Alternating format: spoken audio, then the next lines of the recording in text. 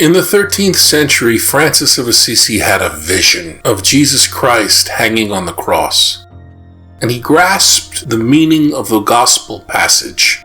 If any want to become my followers, let them deny themselves and take up their cross and follow me. Shortly thereafter, when his father summoned him before Bishop Guido of Assisi to renounce all claims to inheritance, Francis went even further and severed ties with his father. "Until now, I called you my father," said Francis, "but from now on, I can say without reservation, Our Father who art in heaven." What prompted the Italian Francis to interpret denying oneself as denying one's father and family? The Mediterranean cultural understanding of self as a communal rather than an individualistic identity lay at the foundation of Francis' mindset. Mark chapter 8, verses 27 through 35. Jesus and his disciples set out for the villages of Caesarea Philippi. Along the way, he asked his disciples, "Who do people say that I am?" They said in reply, "John the Baptist, others Elijah, still others one of the prophets." And he asked them, "But who do you say that I am?" Peter said to him in reply, "You are the Christ." Then he warned them not to tell anyone about him. He began to teach them that the sky vault man must suffer greatly, and be rejected by the elders, the chief priests, and the scribes, and be killed, and rise after 3 days. He spoke this openly. Then Peter took him aside and began to rebuke him. At this he turned around and, looking at his disciples, rebuked Peter and said, "Get behind me, Satan. You're thinking not as God does, but as human beings do." He summoned the crowd with his disciples and said to them, "Whoever wishes to come after me must deny himself, take up his cross, and follow me. For whoever wishes to save his life will lose it, but whoever loses his life for my sake and that of the gospel will save it." In the synoptic triple tradition, Jesus' statement is constructed in this way. These phrases are identical or synonymous. So too are these phrases. Therefore, to take up one's cross means to deny oneself. Okay, but what does that mean? What did that mean to Jesus and his followers and the community that produced the gospel called Mark?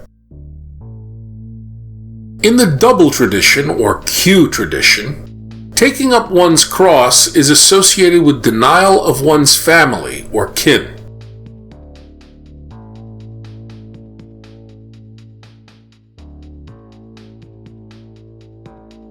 This cluster of matching passages informs the discerning reader that taking up one's cross is equivalent to denying oneself, the triple tradition, and to denying one's family or kin group, the double tradition.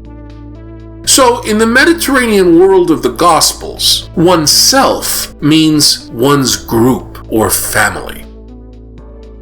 Remember that Jesus, his followers, and the anonymous scribe we call Mark were all ancient circum-Mediterranean personalities. Cross-cultural specialists underscore the contrast between Western and Mediterranean ideas of personality and the self.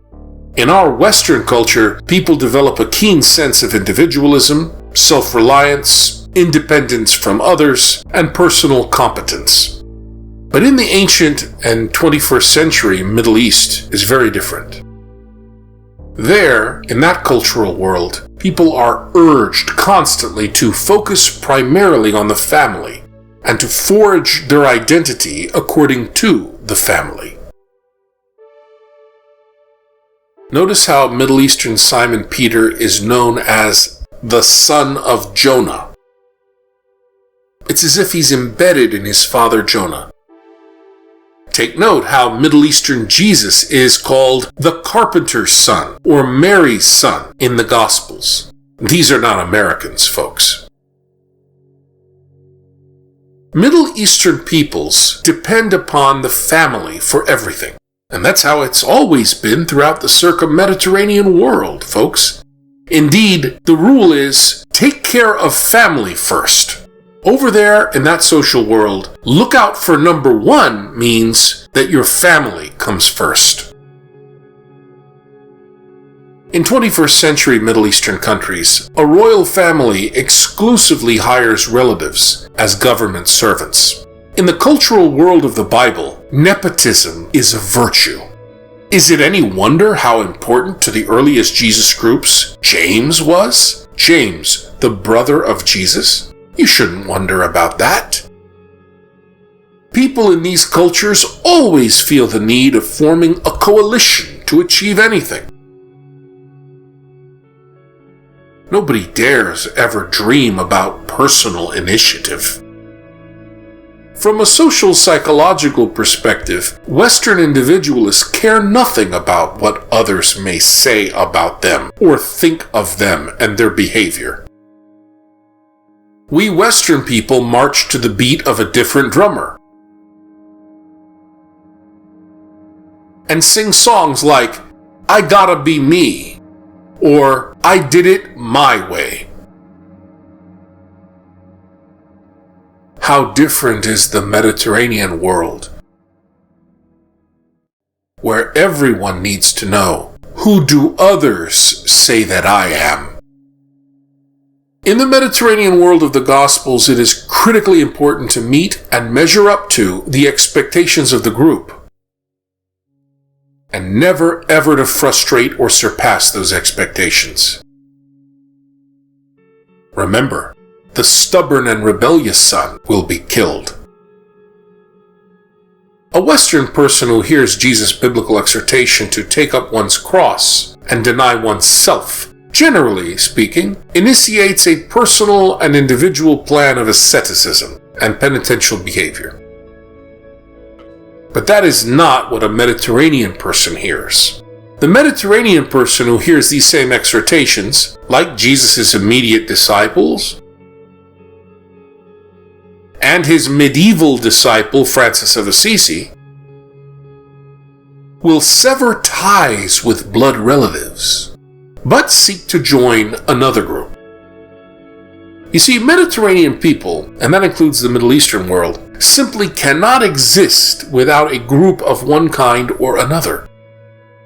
For Jesus, his immediate followers, the Markan Jesus group, and medieval Francis of Assisi, human life is impossible outside of a group, and self always means group self. By leaving his family and village and traveling from place to place, Jesus effectively rejected the honor ascribed to him by birth. His teaching and healing activities and other behavior deviated from what his culture might expect from someone of his lowly and shameful origins. Summoning 12 followers, Jesus created a new fictive family group around him. Then, Jesus redefined the family by asserting, "Whoever does the will of God is my brother and sister and mother." The questions the Markan Jesus poses to his followers in this Sunday's Gospel amount to Jesus making an effort to learn who he is. Jesus is trying to learn about his new honor status and identity, both among the general public, who do people say that I am, and among his new kinship group, the 12, who do you say that I am? Listen, he's not giving a theology quiz about his identity. Instead, Jesus is making certain about his identity by learning who he is. For a Mediterranean or Middle Eastern person, there's no other way to learn about your identity than through your group. The answer, Jesus is the Messiah, reconfirms his social status and authority to proclaim the reign of God, or Israelite theocracy. Against this background, Jesus' exhortation to sever ties with other groups and become loyally attached to him and his group is powerfully impressive. Americans, including American Christians who belong to groups only so long as they are personally fulfilling, will have to think twice if they honestly read this gospel passage. Come on, are you really following Jesus? Or instead some false American constructed identity theft of Jesus, whom you wrongly think Jesus is? Beware a congenial Jesus.